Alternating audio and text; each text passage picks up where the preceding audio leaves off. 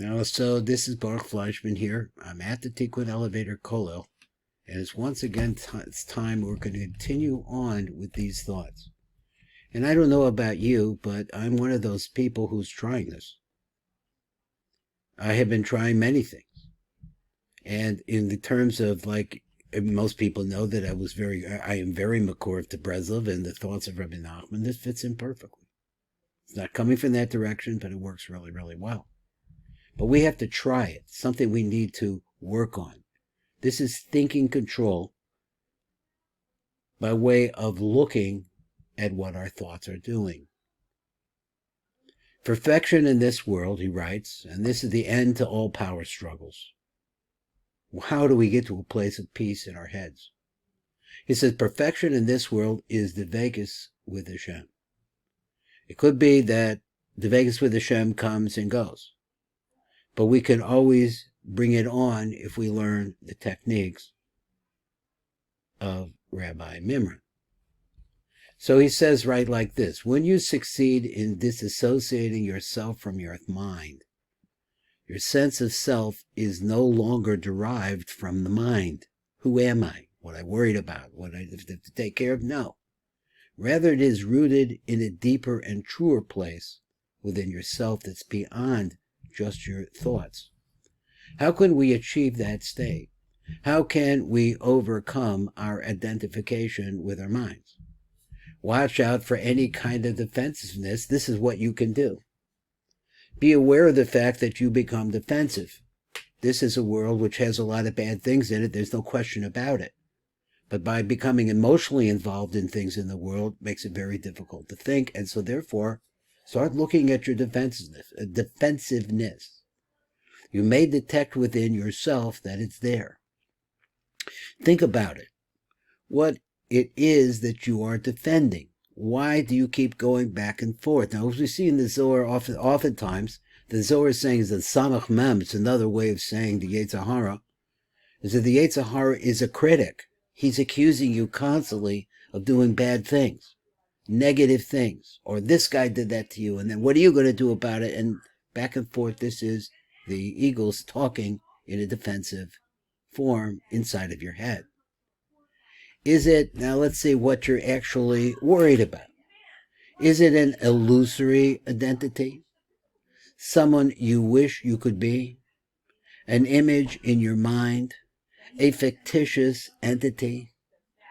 Once you discover the real motives behind your defensive feelings, you make this pattern conscious. It comes to your consciousness. You're aware of it.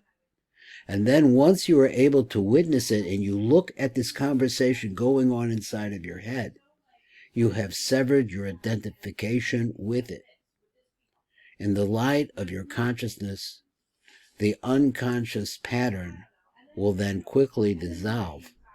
It's really that simple. Now, that's the truth. It is simple.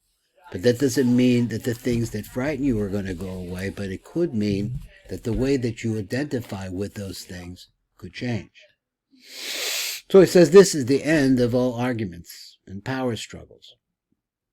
These power struggles which are so corrosive to relationships. Wielding power over others, trying to control what they're doing, is nothing more than weakness disguised as strength. True power lies within us. It's a spiritual sense that comes from deep within us. As our sages have taught us, who is strong? One who conquers his evil inclination, the ego. Who am I?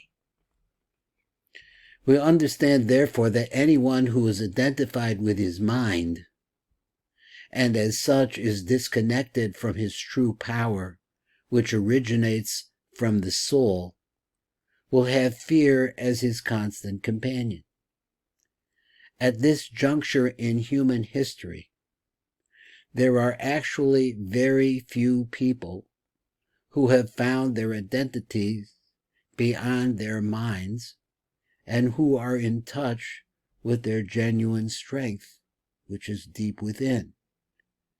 It is therefore we can assume that virtually everyone you know or meet lives in a state of fear and defensiveness. Those accusations never stop. Different people will experience different levels of fear, but the fear will always be there.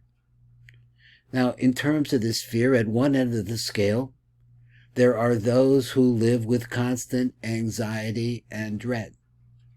And at the other end, there are people who must contend with vague feelings of unease. They're not happy. It's and a subtle sense of threat, but they're not really consciously aware of it.